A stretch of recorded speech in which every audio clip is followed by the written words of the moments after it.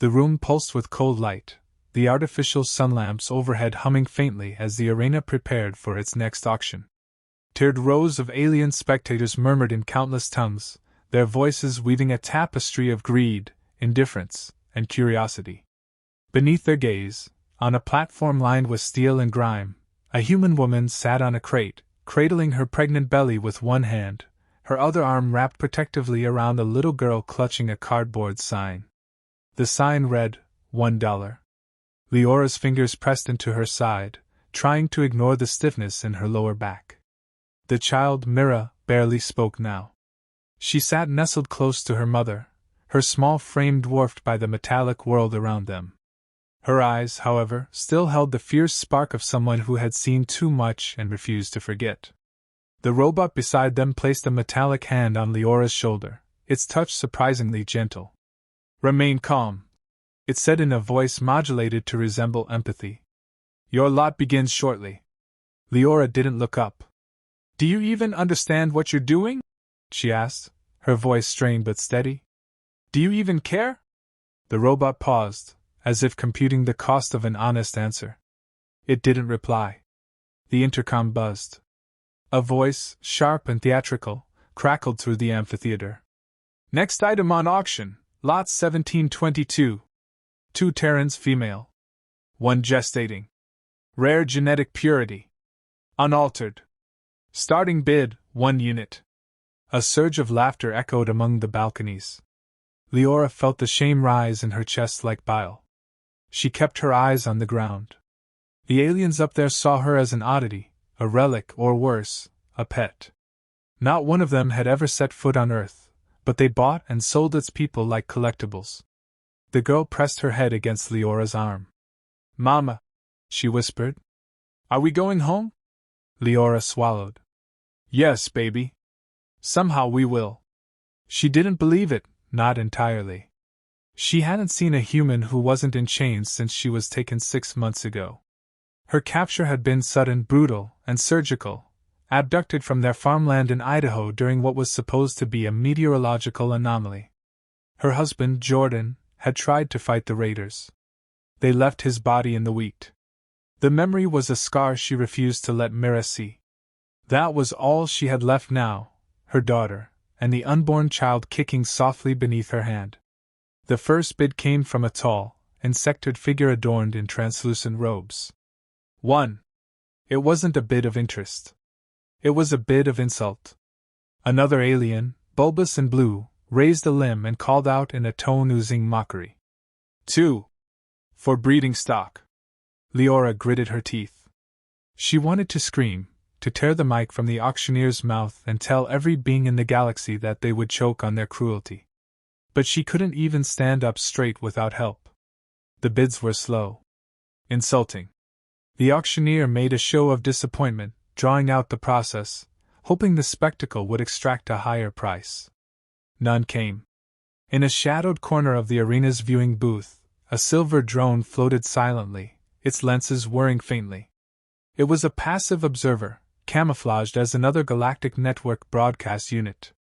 But deep within its core, a single signal pulsed in encrypted Morse. Live feed confirmed.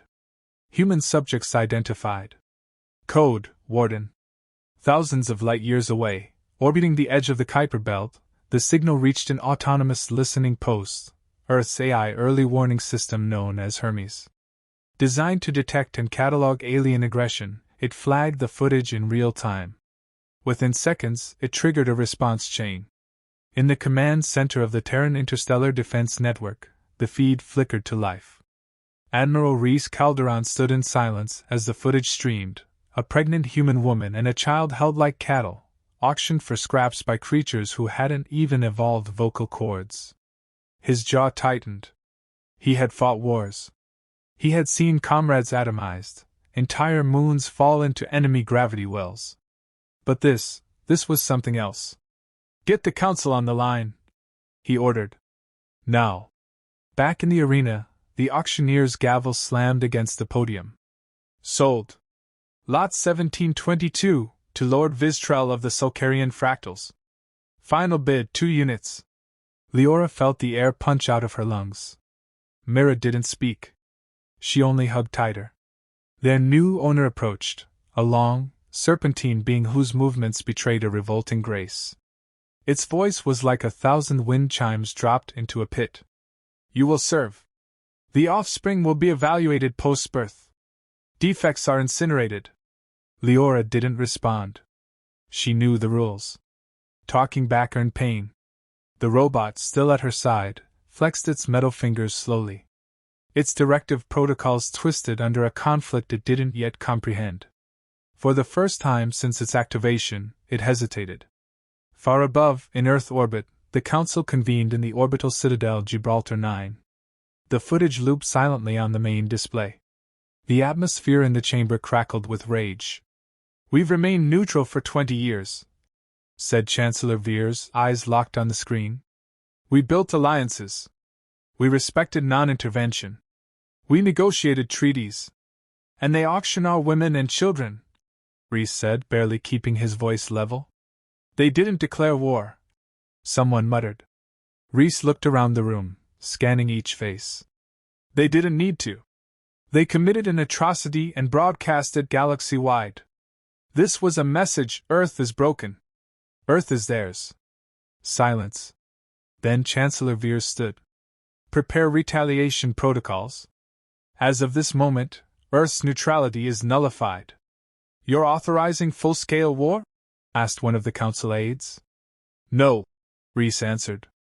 We're authorizing extinction prevention. Back aboard the Sulcarian transport vessel, Leora was shackled to a medical pod. Mira had been separated, dragged away by handlers speaking in guttural clicks.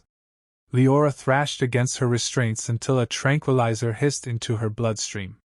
The world blurred. Then, a soft voice broke through her fog. Do you want your child to be born in captivity? It was synthetic. Familiar.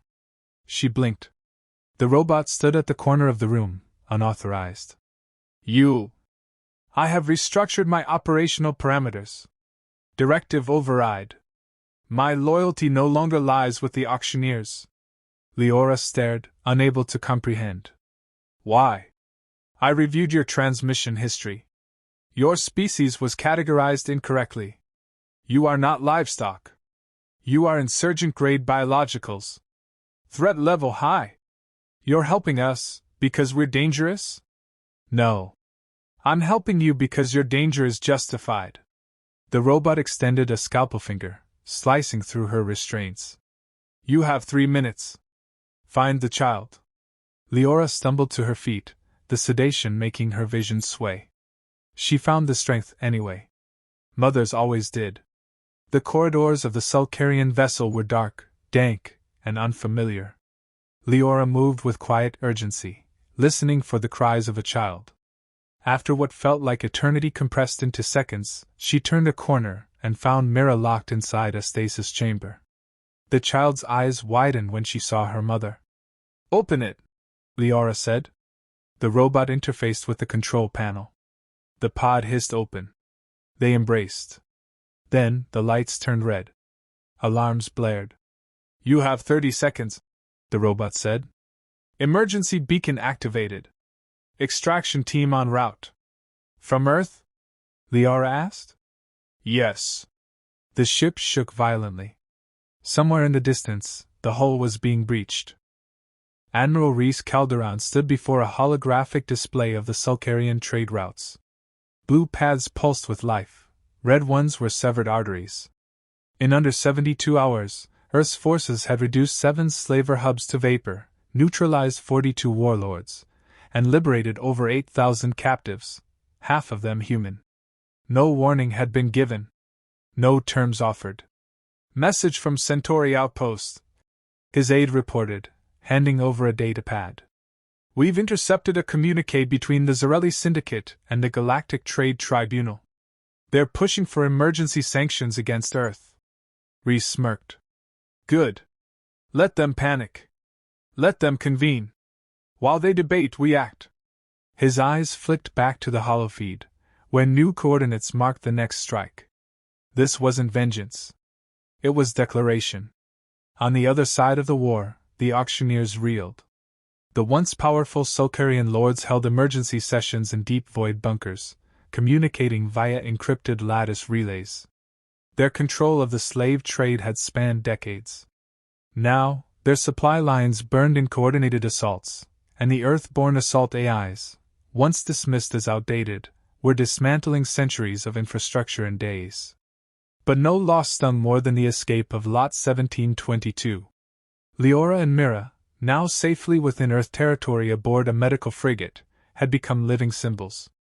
News feeds framed her as the Auction Mother, an unwilling heroine who embodied Earth's new doctrine, never again. Leora had not spoken much to the press or the soldiers who paraded in and out of her medical bay. She sat beside Myra's recovery pod, brushing the child's hair with a trembling hand, still unsure if any of this was real. Her unborn child had survived the ordeal, still weeks from delivery but strong. Earth doctors were careful, respectful. But their eyes were always searching, always analyzing. She understood. They weren't just protecting her. They were studying what she represented, the boundary that had been crossed. Captain Sloane visited every day, bringing reports, updates, and sometimes silence. Leora appreciated the latter most. He was a soldier with the bearing of someone who had seen hell and walked out colder. "They're turning you into a symbol," he said on the 7th day, watching her adjust Myra's blanket. "I didn't ask for that," she replied, not unkindly. "No. But sometimes we don't get to choose what we become." She looked up. "Is that what happened to you?" He didn't answer. What she didn't know was that Sloane had lost a daughter to the Valari conflict 10 years prior, another incident the Galactic Tribunal had called a misunderstanding. She had been spirited away during a civilian survey mission. Her body was found in an alien pit, dissected, and catalogued like a failed experiment. He had never spoken her name again. But when Earth declared its retaliation policy, he volunteered for every frontline command. And when he saw Leora and Myra's file cross his desk, he requested the extraction personally. Now, watching mother and child recover, he felt something he hadn't in years. Not hope, but the distant hum of something like it. Elsewhere, a dark shape emerged from FTL beyond the orbit of Cygni Delta, a vast, organic-looking vessel known as the Ark of Silence. Inside, in chambers grown from bone and crystal, sat the praetor of the tribunal, a being of translucent membranes and cold logic. "They've upended our economy," it rasped to its inner circle. "The Terrans have launched 78 assaults in 6 days. Their AIs operate beyond predicted scope.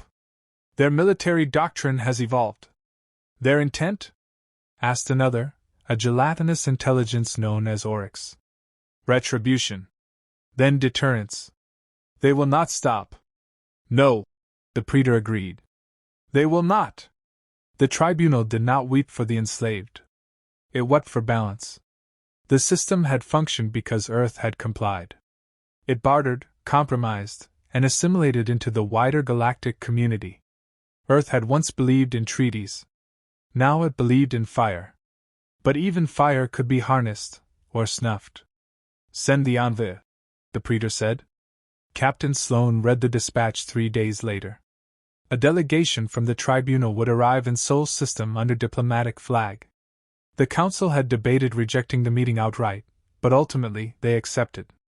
The war had begun, but no one knew how deep the route went. Sometimes you listen to your enemy, if only to chart the most effective strike. Sloane approached Leora's medbay before the tribunal's arrival. She was sitting upright now, eyes clearer, body stronger. Her pregnancy had stabilized. Mira was healing well. "We've got visitors," Sloane said. "Alien diplomats. Big ones. Tribunal level." Her lips tightened. "You want me to speak to them?" "No," Sloane said. "But they'll ask." "I don't speak for Earth." "No," he agreed. "But you speak to it. And that's more dangerous." She looked away. "I'm tired of being dangerous." "That's exactly what makes you dangerous." The tribunal delegation arrived in Sol orbit aboard a cruiser shaped like a starfish split into knives. Earth's representatives met them aboard Teodian Resolve, a warship parked at geosynchronous orbit. The meeting room was sterilized, shielded, and bristling with unseen weapons. Leora watched the feed from Gibraltar 9, holding Myra's hand. She could see the Praetor, its body glowing faintly as it slithered into the negotiation chamber. "We regret the misunderstanding," it said. Chancellor Veers kept her hands folded. "A misunderstanding that involved enslaving our civilians, auctioning our children, and mocking our sovereignty. They were not registered citizens," the Praetor countered. "They were vagrants. Off-world strays. The classifications were legally vague. They were human," Veers said. "That is the only classification that matters now." The Praetor pulsed in agitation. "Your aggression is disproportionate. And your crimes were unforgivable." A pause. "Then what do you want?" it asked. "Unconditional surrender of all human captives. Full data on slaver routes. The dismantling of auction systems. And you will turn over those who ordered Lot 1722's sale to Terran custody. You are making demands of the tribunal." Veers leaned forward. "No. We're offering mercy." The Praetor's glow dimmed. "You will regret this." "We already do," Veers said. "But not in the way you hope." The feed cut. Rhys stood beside her, arms crossed. "They won't surrender." "No," Veers replied. "But we gave them a chance. Let history record that." That night, aboard the Valkyrie, Sloane sat with Leora in the observation deck. Below them, Earth turned slowly, a marble of storms and oceans. Mara slept nearby, curled in a nest of blankets. "I keep thinking it'll all vanish," Leora said. "That I'll wake up still chained. That this is some fever dream, and I'll be dragged back." "It's not," Sloane said. "You're safe now." "Am I?" she whispered. "Or is safety just a pause between wars?" He didn't answer. The next day, Earth launched the next phase of Operation Iron Star. Strike teams hit the remaining hubs and synchronized assaults. New allies emerged, species once cowed by the tribunal now emboldened by Earth's defiance. And in the halls of Gibraltar 9, Leora stepped forward into a new role, not as a soldier, nor a symbol, but something far more dangerous, a mother who remembered. Who spoke. Who rallied. Her voice joined others, growing louder. Because Earth had remembered what it was like to bleed. And it would never forget again.